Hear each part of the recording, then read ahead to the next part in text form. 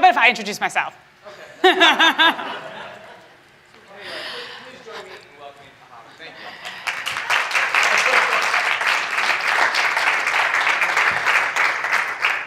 you. Good afternoon. Thank you so much for having me. I am really happy to be here and excited to talk to you about my favorite topic, which is content. As Byron said, my name is Ahava Liebtag, and I'm the president of AHA Media Group. We're a content strategy and content marketing consultancy based right outside of Washington, D.C. And today I want to talk to you about C doesn't stand for chocolate, making the business case for content strategy. And of course, the C is in reference to the Csuite, which are the senior executive management at your particular organization. So today we're going to talk about what content is and why it's so important. We're going to learn about content strategy. We're going to learn about something content strategists don't often talk about, which is the sales cycle, and that's a really important part of content strategy. We're going to talk about the different kinds of media that are out there today and how they affect your organization. Then we're going to talk a little bit about understanding the C-suite, if such a thing is possible. And then we're going to talk about how to start, how to go in there and convince them that you really need this. But before we begin, whenever we try to explain something that's immensely complicated to anyone, we should try to boil it down into something that people truly understand.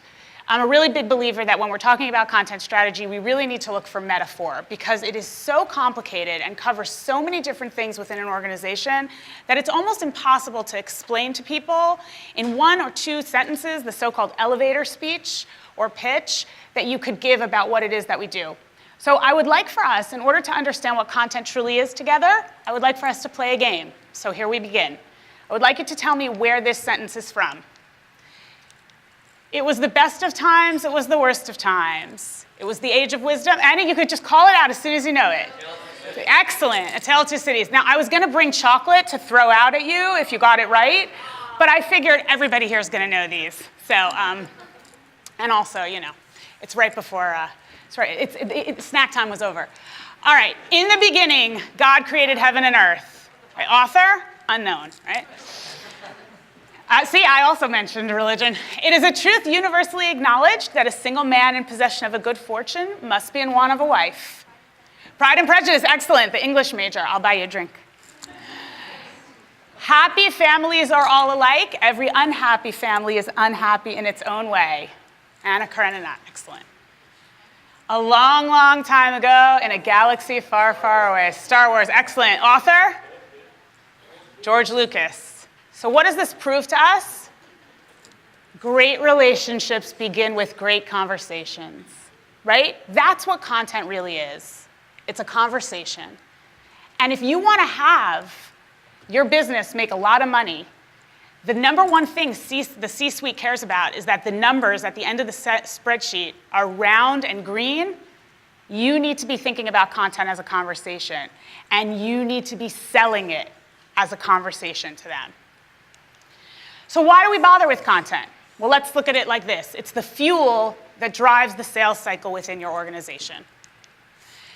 Before we talk about how to sell content to the C-suite, we really need to understand what content is. And this is a very critical idea. You take a piece of information that you want to talk to your constituency or your customers about, whatever it is. You pick a content type that you think is most appropriate to talk to those customers, and you embed it within that content type. And then you distribute it using the most important or the distribution vehicles that you think your customers are hanging out at. So a perfect example of this is a press release, right? The traditional press release. Everybody knew who the traditional press release was for. It's embedded in a content type that we all recognize. It has a date, it has for immediate release, it has the headline, and it has at the end, you know that the press release is over. And you distribute it. You distribute it usually across the wire. That was how it went. Now it's completely changed. But this is very, very important to understand. Content becomes marketing through this cycle.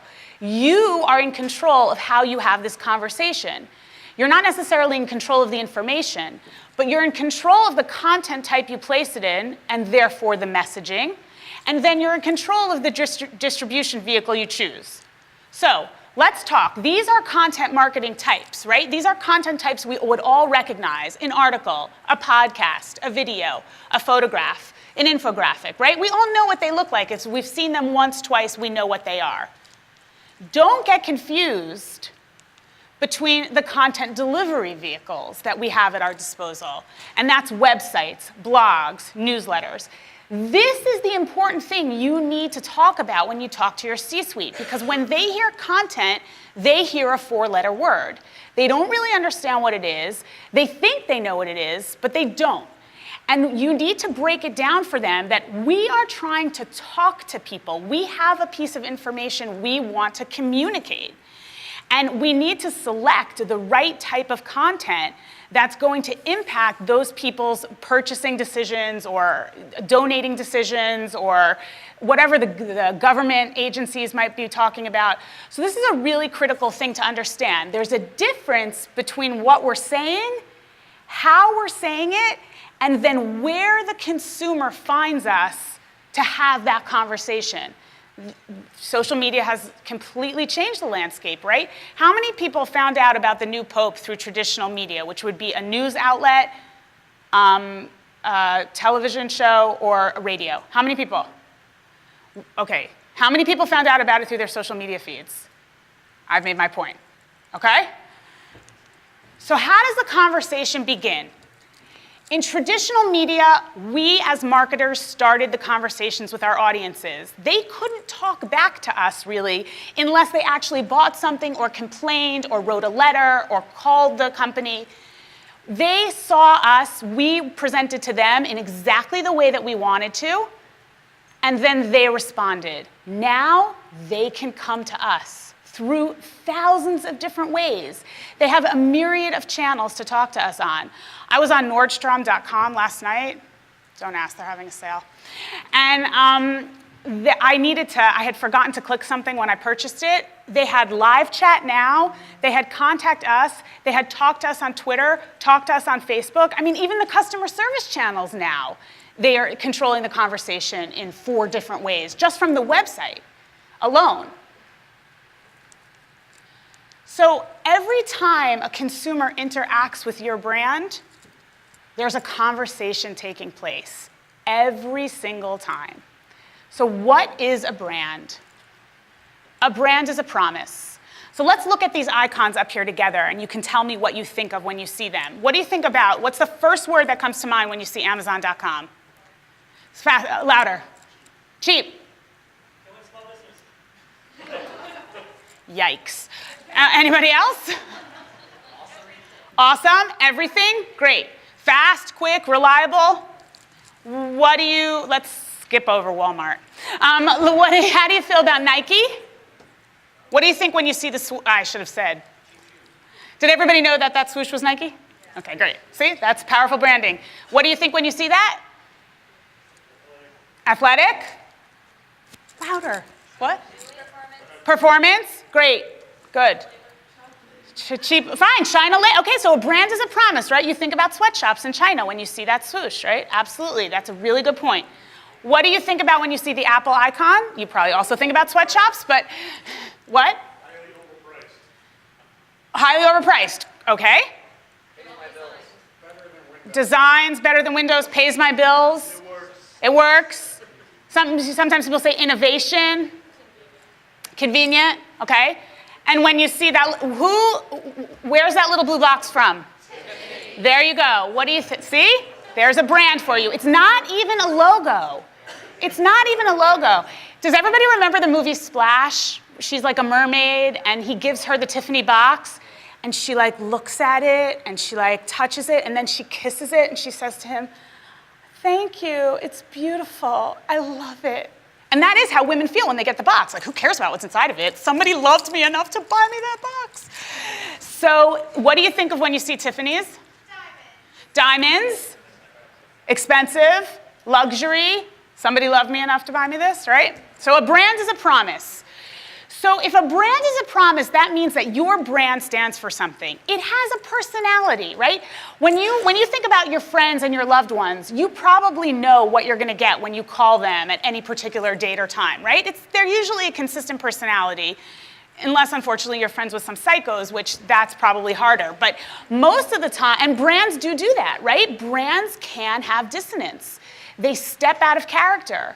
When Apple Maps was released, right? And the new CEO was like, sorry, we didn't get it wrong. And like hundreds of thousands of people were like, I'm across the city when I was just supposed to go next door. You got something wrong.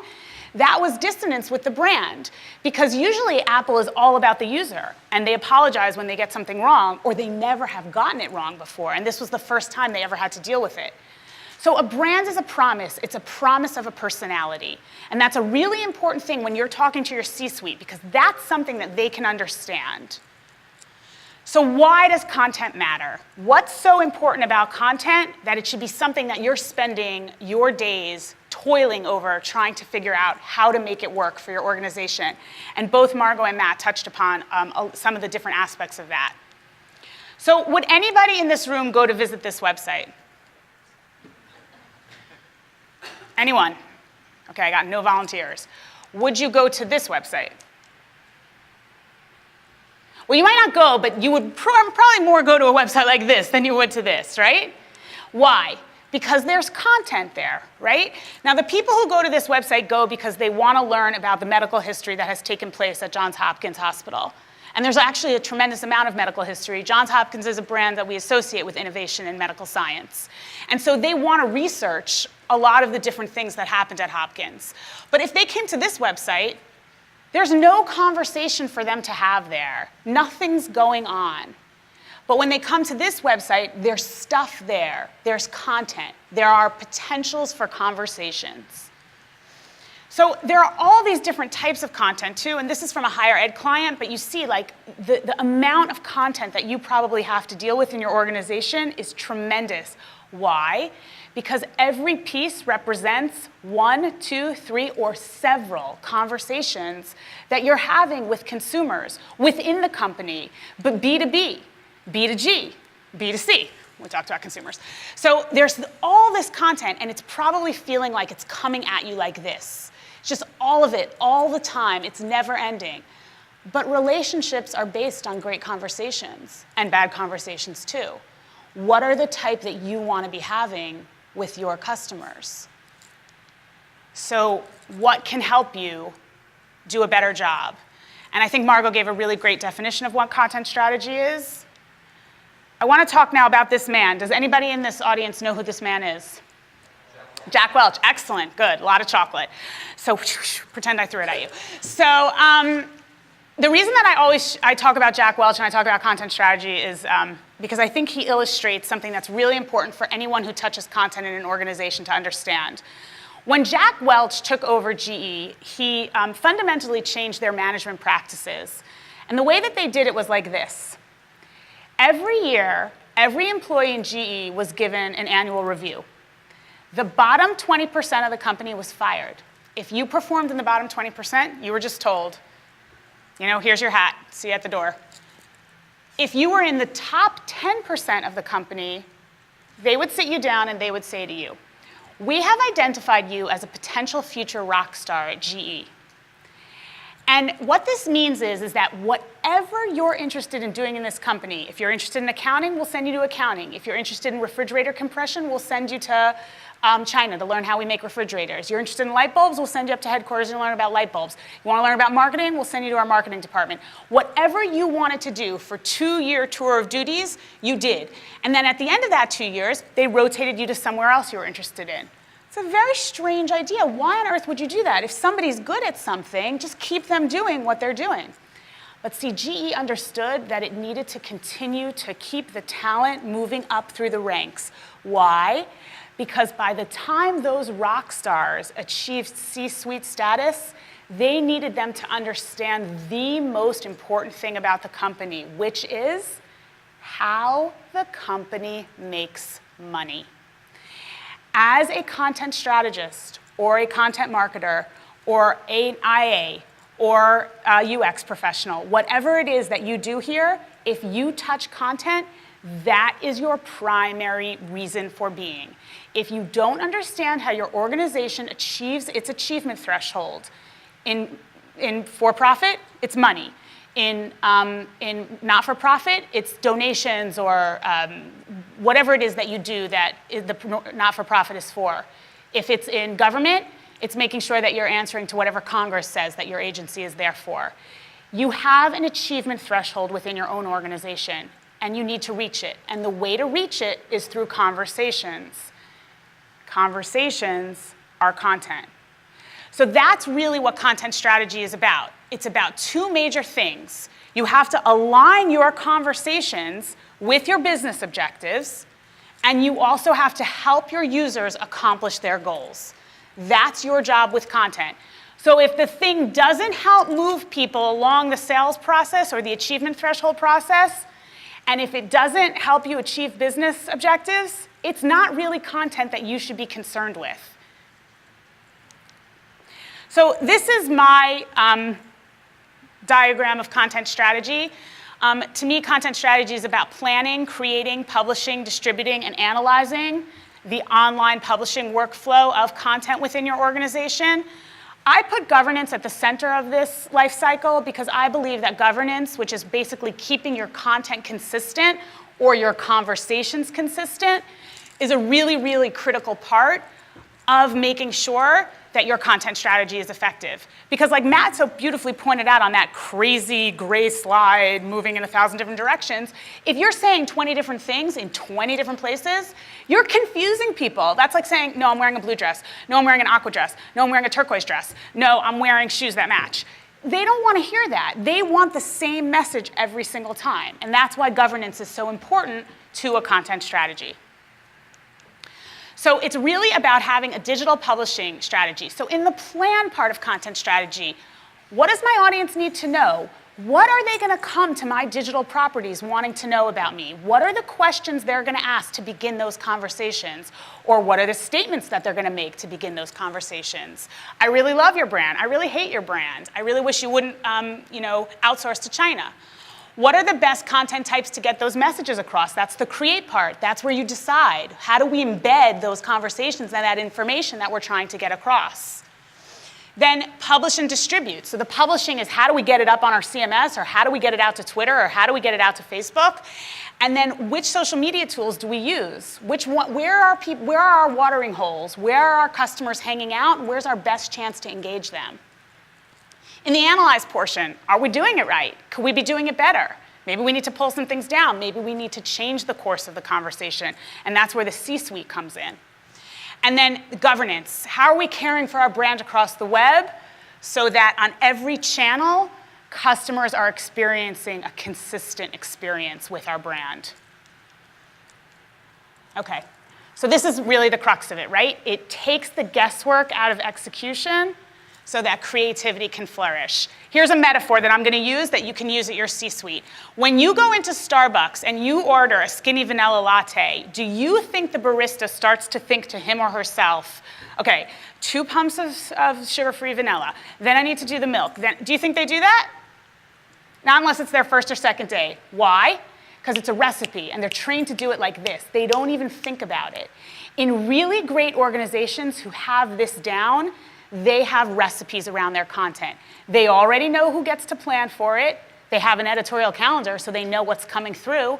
They know who's writing it, videoing it, photographing it. They know who's responsible to put it up within the CMS. They know who's quality assuring it to make sure that it's meta tagged properly. And they also know who's analyzing it so that in a few days after the content performs, they can look at it and see how it's doing. They have a very clear step-by-step checklisted process.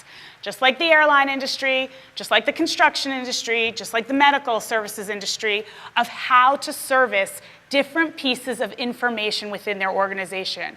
So your job is to find something, some piece of content production that you can really turn into a recipe so that everybody knows what they're doing, so that instead of thinking about who's writing it, who's posting it, who's looking at it, who's answering the social media questions, you don't have to think about that. You get to think about what kind of conversations do we really want to have? What are we really trying to say? What's the focus of our communication goals? So now we're going to talk about the sales cycle, because I think that this is very relevant, and I don't hear this talked about in a lot of content strategy conferences like this one. And I think it's really important for us to look at it, because this is really the major driver of a business. So this is a classic sales funnel, as Matt alluded to, a pipeline, right? How do you get new customers? How do businesses continue to make money? They can't make money off the same people again and again and again. They have to find new people, right? So imagine a piece of content falling into the funnel. So the first thing that happens is usually there's a trade, right? People will exchange their email addresses for something. Either they buy something from your site, or they download a white paper from your site. They give you a business card. They somehow give you contact information in exchange for either the hope of a future relationship or just because they're looking to get something from you at that moment. Now they're engaged, right? So you can continue to nurture them, to send them blog posts, to send them email newsletters, right? Think about all the email newsletters that you get from vendors that you've purchased things from in the past. Nordstrom.com. That's how they got me. They sent me an email. Hey, we're having a big sale. Why don't you check it out? Because we know that you only buy on sale because we've watched you really carefully. And so we think it might be a good idea to let you know because we have a chance to actually get you. Then, so these are prospects or leads, right? These are the people that you're looking to sell to. And once they show real engagement within the nurturing database, they fall down through the funnel again and they become a real lead, right? They're qualified somehow. They either send you an email, they come back to the site and order again, so they're put into another list. This is very complex what goes on, right? In really good organizations that understand marketing, they really know how to do this superbly. Once they become a real sales lead, then the sales team can actually go after them and start having a real conversation with them. So in B2B, this would be if somebody downloaded a white paper and they started getting emails from you and they downloaded another white paper, that might trigger a tickler to send to a salesperson. By the way, did you know that Ahava Liebtag downloaded 2 white papers in the last month? Call her up and find out if she wants to try out our software. And so that generates a call. Right? And so that's the opportunity to engage me as a paying customer rather than somebody who's just having a conversation with me about what I might potentially be able to do for them. Now, what's so important about this is that in some organizations, this happens like this, right? From the time that I got the email to the time I bought for sale on Nordstrom.com was 12 hours, okay? For some companies, this could be 3 to 5 years that it takes to go through this sales cycle. That's a really important thing to understand as a content professional. Because if you're in an organization where it happens like this, you have to be thinking about those conversations very differently than in a sales cycle that goes 3 to 5 years. That's a whole different set of conversations. The length of time between conversations is longer, so you're going to have situations where you're going to need to explain again what it is that you do, whereas in 12 hours, people are probably making up their minds really quickly. So do some research on this. This is one example. There are tons of sales funnels that are out there for you to look at. Find the model that best matches your business, because when you do that, you'll be able to much better align your content objectives with your business goals. So let's talk about the different types of media that are out there, because I think that when you're walking into the C-suite and you say to them, content is about conversations, and we have a sales cycle that's X amount of time in this organization, and we need to have these kind of conversations this often with our user audience, and this is how we plan to track it and test it. You also need to explain to them about why the conversations matter in the first place. Most people in the C-suite, and depending on the company you work on, this could be very different, but they're probably not digital natives. And they need to be convinced of why content is really, really important. So you need to go in and explain to them the different kinds of media that are available.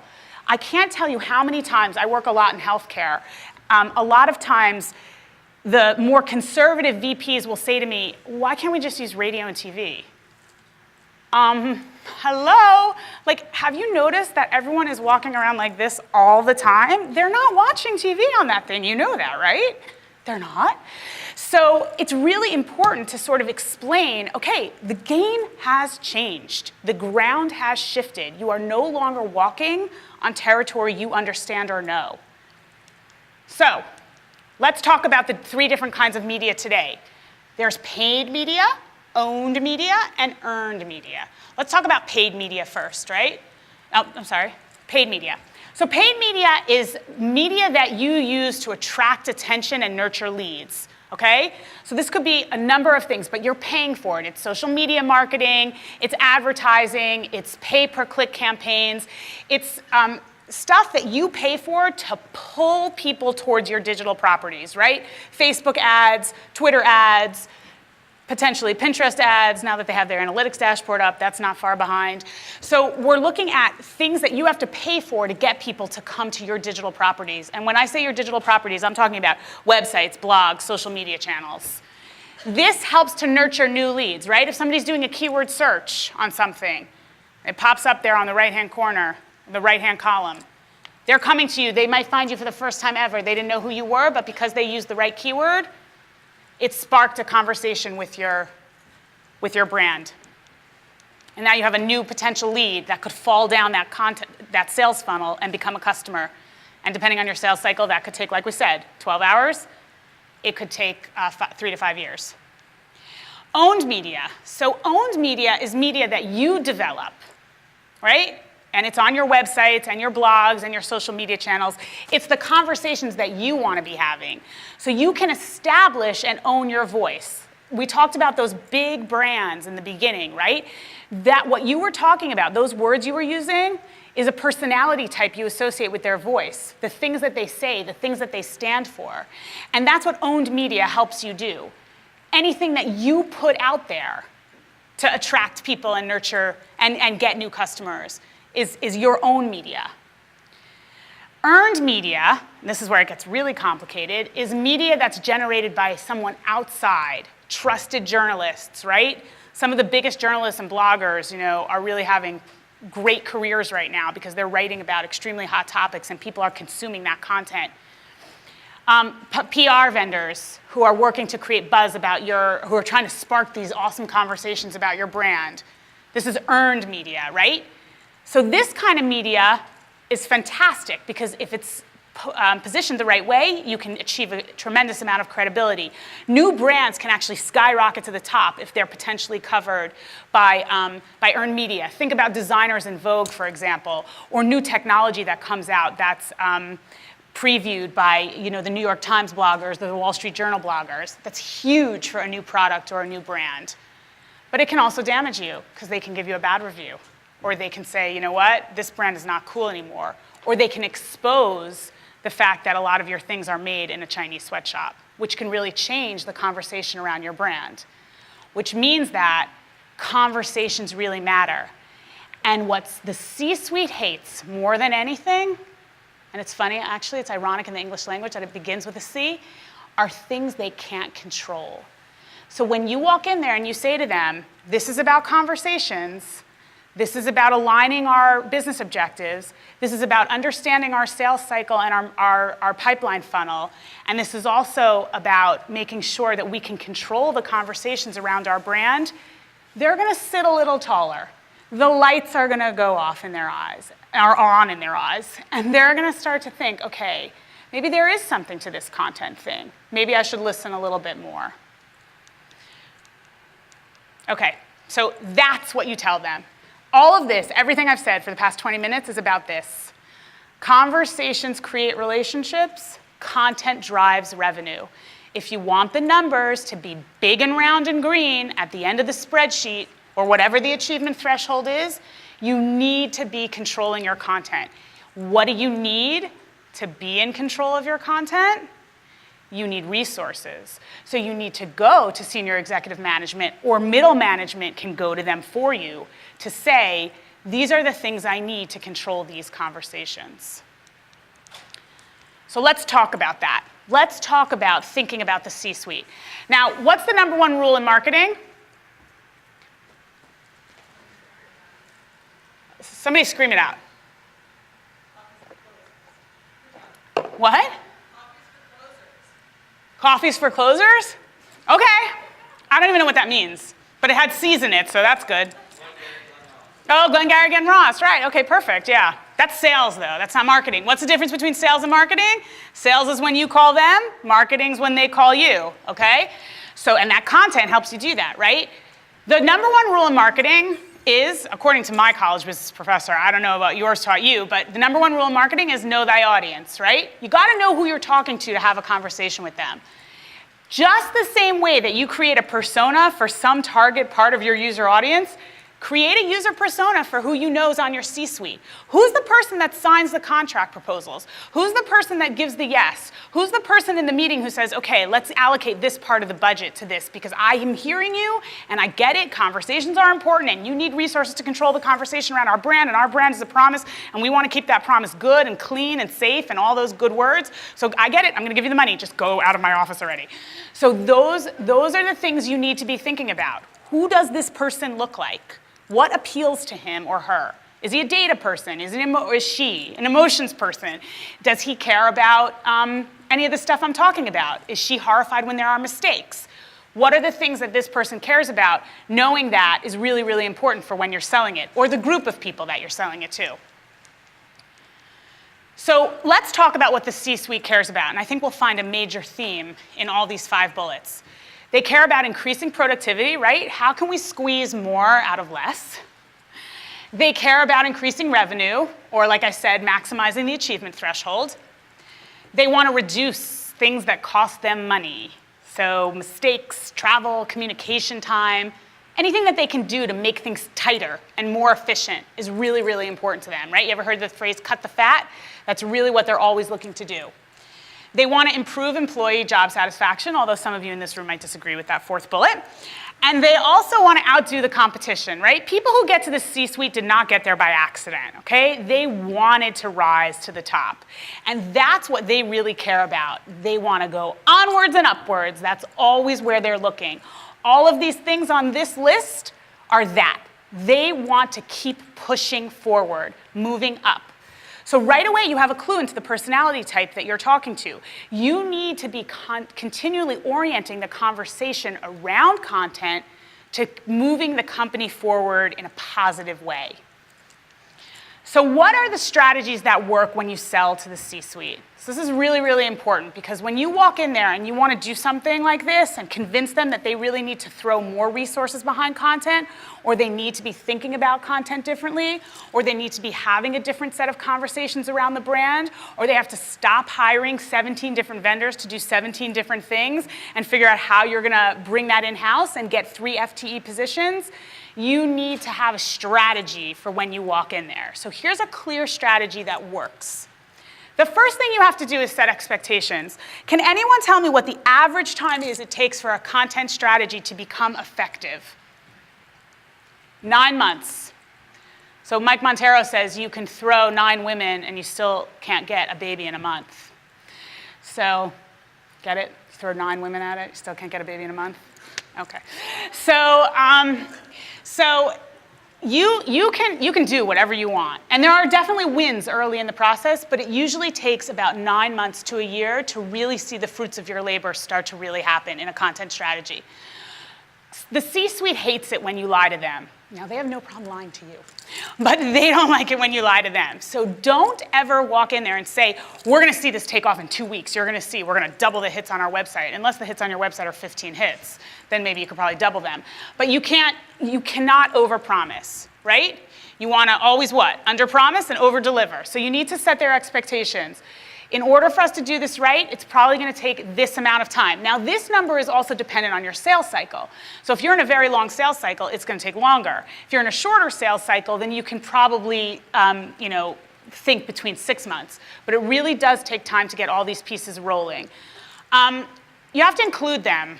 People, even the C-suite, who are important and high-powered and all that stuff, they love it when you say to them, we do think, like Margot talked about when she talked about the blogging, we really do think a blog would be effective. Here's why, because we want to have a conversation about these particular issues, and we think a blog is a good place to do this.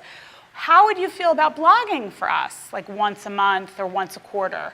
I cannot tell you how many times I've been in meetings where I've brought that up, and they're like, okay, yeah, let's do that. I would totally love to do that. How many blogs do you think I get out of them?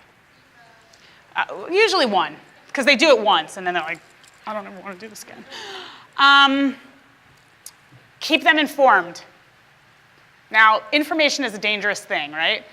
So you want to give them just enough that they feel like they know what's going on, and you want to give them just enough good news and sort of metrics for we're getting closer, the light at the end of the tunnel is getting brighter, but you don't want to overwhelm them. So you're not talking to them every day. you're probably giving them a monthly report, right? We want to let you know this is what the goal is for the next 6 months, this is what the goal is for a year, this is what the goal is in this quarter. Right now we're at this point in the quarter, this is what we've achieved. This is how much closer we've gotten to the 6-month mark, this is how much closer we've gotten to the 12-month mark. They like that. They understand that, it's clear to them, concise. If you're having trouble visually showing them the progress that you've made, don't give them a report that's heavy in words. Sit down with a graphic designer at your company, or there's this thing in Word called like Smart Art, which looks atrocious, but it's visual. You can explain what's going on to them. This will make a difference when you talk to them about figures and how things really matter. And then you have to publicly celebrate the wins. So almost every content strategist who I talk to, and any content professional with an organization who's tried to do these types of things will tell me that if you celebrate the early wins in a content strategy or content marketing project early on in the process, you have a better chance of keeping people engaged. So even if one person answers the Contact Us form within the first 6 weeks of you putting it up there, and even if that person doesn't turn into a lead, it's now an engaged person within your sales funnel who you might be able to do business with in the future. So that's something that you have to publicize and let people know about. So something that I try to do on all my projects is institute a report card and give out the report card to everybody that touches content. And I'm not talking about distributed content workforces, I'm talking about the main hub of content producers within the organization, letting them know how you're doing. Remember, if the numbers are moving in the right direction over time, you're doing a fabulous job. If they're not, you're doing something that's not appropriate for whatever it is that you're trying to do, and you need to figure that out. And if you share that with the right people, you might actually get ideas about how you can change it. You may also get very annoying people talking to you about things you don't really want to hear about, but that's part of the job. So how do you overcome objections? So this is really important because I promise you all 5 of these are the major things that you will get back when you walk in there. At some point in the conversation you're having with this person or this group of people, the first thing they're going to say to you is, it's not going to work. It's just not. It's just not going to work. We don't believe you. We think it's a waste of your time. Go back to doing what you're supposed to be doing, which is, I don't know, whatever that is, writing blog articles that nobody reads. So what do you say when they say to you it's not going to work? You go back to the beginning of this presentation, and you say to them, we, in order to make money or to do whatever it is that we're supposed to be doing in this organization, we need to have better conversations with our potential customers. How would you like us to do that without a content strategy? How would you like us to do that without content? We don't have anything to have these conversations with that makes any sense. We really believe that if we do this the right way, in the step-by-step process that we're showing you here, that we're going to have success.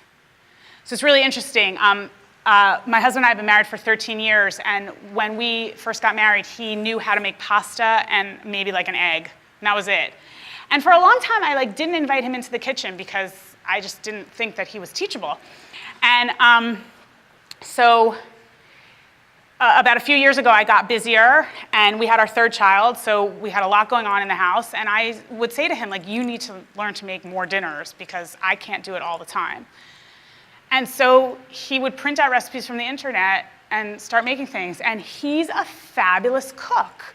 And he's a better cook than I am. And I'm like, how is this possible? He knew how to boil water.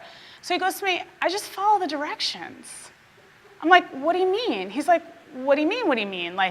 If it says to mix the stuff in one bowl, and then put the dry stuff in one bowl and put the liquid stuff in another bowl, so I do that. He's like, you don't do that? I'm like, no, I never follow the directions. And he's looking at me I'm like, at work, I follow the directions. I promise you, at work, I follow the directions. But it proved to me that it's really true. If you give people a very simple set of directions to follow, and they're not a personality like my own, which is always questioning those types of things, they can actually follow them and do it well. So that's the thing you say. It won't work. We think it will. First of all, it has to work because we have to get this together if we're going to do what you say you want us to do. And the second thing is it will work because it's been proven to work, and because we know that if we do it right, it will work. Then we don't have the time or resources, right? So this is a very fair thing for them to say to you, right? What do you mean conversations? What are you talking about? It's just stuff on the website. Nobody cares about that anyway. Forget it. Just go back to doing whatever it is that you do. So you say to them, We have identified the following 3 people in this department that can help us with this. We are not going to take away their core competencies, but if we move things around a little bit, we can free up about 15% of these 3 people's time. Now think about what you're saying to these people. You're thinking like an executive, right? What does an executive care about? Moving things along. You're giving them a very tangible solution to this objection. You're right, we don't have the time or the resources, but if we move things around a little bit, we'll free up the time and we'll free up the resources. Would it be okay with you if we tried that? Again, describe how it will affect the bottom line. Like, how is this gonna help us? And then you have to go through it again. This is a conversation. We're having a conversation with people. We believe that we need to use media in a more effective way to attract and nurture new customers. We believe that if we have these important conversations in a systematic and strategic way, we will be able to affect the bottom line. Here's an example of how another company in our industry did it, like one of our competitors, perhaps. Because, you know, we don't have this content on our website. So when they come to talk to us, our customers who are paying with money that pays your salary and mine, they couldn't find the answers to their questions on our website. So they went to the competitor, and the competitor was more than happy to have that conversation with them. That's something that they think about and care about. How can you be sure we'll say the right thing? So this is like a big worry. Now, this is where the lawyers come in, right? Because in heavily regulated markets, they're terrified of this stuff, right? Not only can they not control the conversation, but the government won't even let them control the conversation. So how are they supposed to talk at all? So they become so afraid of speaking that they just put out the same gibberish, the same sea of sameness that you say. Think about pharmaceuticals. Think about legally regulated industries like the financial industry, right? Medical devices. They have to be so careful about the claims that they make that they're almost like somebody's put a bandage, what's the word I'm looking for? What? A gag, thank you, a gag over their mouth. So they're terrified that they might like say the wrong thing. So how can you be sure we're gonna say the right thing? We're gonna do a content strategy. We have a systematic way we're gonna do this. Let me show you this graph again. Let me show you all the people in the organization who are gonna go through it. Lawyers are very creative people. That's why we're all in the mess we're in, because of how creative they are. And so, no offense to any of the lawyers in the room. So how can you, or anybody who's married to a lawyer, or whose parent is a lawyer, or whose grandparent was a lawyer, or whose child is a lawyer, no offense. My brother's a lawyer, my brothers-in-law are all lawyers. So they're very, very wonderful people. They're very creative, and they can find answers to how to have the conversations that you want to have. So you can always say that to the C-suite, because the lawyers are like their armor, right? Like on Game of Thrones, right? They care about having that protection there. So if you tell them, we're gonna involve reviewers, and those reviewers are gonna be people who really know their stuff, we're gonna have the right kinds of conversations. And then what will legal say? We're gonna involve legal. Hey, look at that. We're gonna even talk to them before we start figuring out what conversation we can have, so we know. So that if we complete a 6-month content project and we get to the lawyers and lawyers say, you cannot say that, we'll already have known that. So again, C-suite, think about moving the company up and forward, and think about the things that they're gonna care about. So how do you start? It's very simple. Pick a pilot project. Pick a pilot project, something small, 5 pages, 7 chunks of content, whatever it is. Pick something that you think has a real opportunity to be successful, and then go to them and say, this is what we wanna do, and lay it out for them very clearly on how you're gonna do it. So I run a blog post on my, a column called Confessions of a Content Strategist. So I just interviewed, it'll be on my blog tomorrow,